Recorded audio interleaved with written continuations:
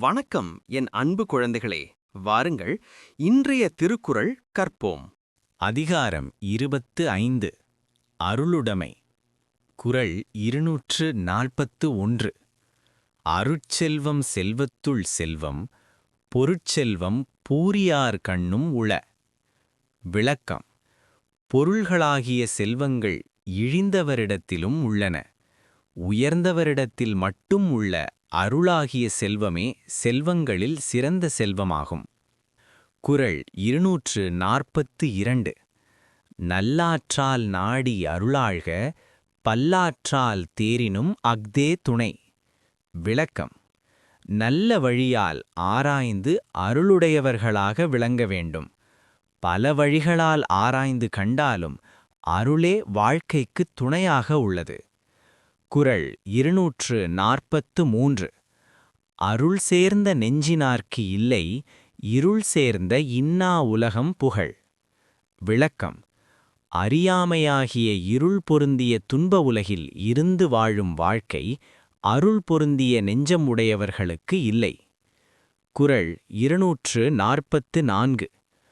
மன்னுயிர் ஓம்பி அருளாழ்வார்க்கு இல்லென்ப, தன்னுயிர் அஞ்சும் வினை.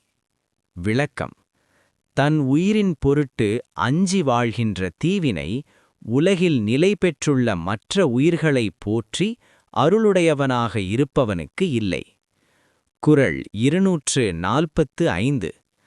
அல்லல் அருளாழ்வார்க்கு இல்லை, வழிவழங்கும் மல்லன்மா ஞாலம் கரி. விளக்கம். அருளுடையவராக வாழ்கின்றவர்க்கு துன்பமில்லை. காற்றியங்கும் வளம் பொருந்திய பெரிய உலகத்தில் வாழ்வோரே இதற்குச் சான்றாவர்.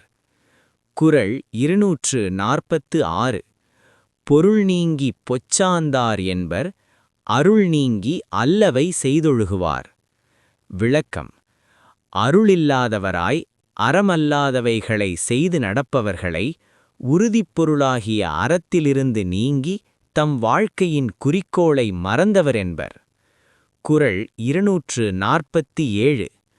பொருளில்லார்க்கு அவ்வுலகமில்லை, பொருளிலாதவர்க்கு இவ்வுலகம் இல்லாகி ஆங்கு. விளக்கம். பொருளிலாதவர்க்கு இவ்வுலகத்து வாழ்க்கை இல்லாதவாறு போல, உயிர்களிடத்தில் அருள் இல்லாதவர்க்கு அவ்வுலகத்து வாழ்க்கை இல்லையாம். குறள் 248. பொருளற்றார் பூப்பரொருகால், அருளற்றார் அற்றார் மற்று ஆதலரிது. விளக்கம். பொருள் இல்லாதவர் ஒரு காலத்தில் வளம் பெற்று விளங்குவர். அருளில்லாதவர் வாழ்க்கையின் பயனற்றவரே. அவர் ஒரு காலத்திலும் சிறந்து விளங்குதல் இல்லை. குறள் 249. தெருளாதான் மெய்ப்பொருள் கண்டற்றால், தேரின் அருளாதான் செய்யும் அறம். விளக்கம்.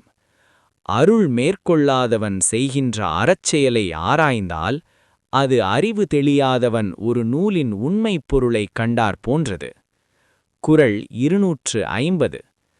வலியார் முன் தன்னை நினைக்கத்தான், தன்னின் மெலியார் மேல் செல்லுமிடத்து. விளக்கம். அருள் இல்லாதவன் தன்னை விட மெலிந்தவர் மேல் துன்புறுத்தச் செல்லும்போது தன்னை விட வலியவரின் முன் தான் அஞ்சி நிற்கும் நிலைமையை நினைக்க வேண்டும். அடுத்த வீடியோவில் இன்னும் திருக்குறள் கற்றுக்கொள்வோம். நன்றி. மீண்டும் வருக.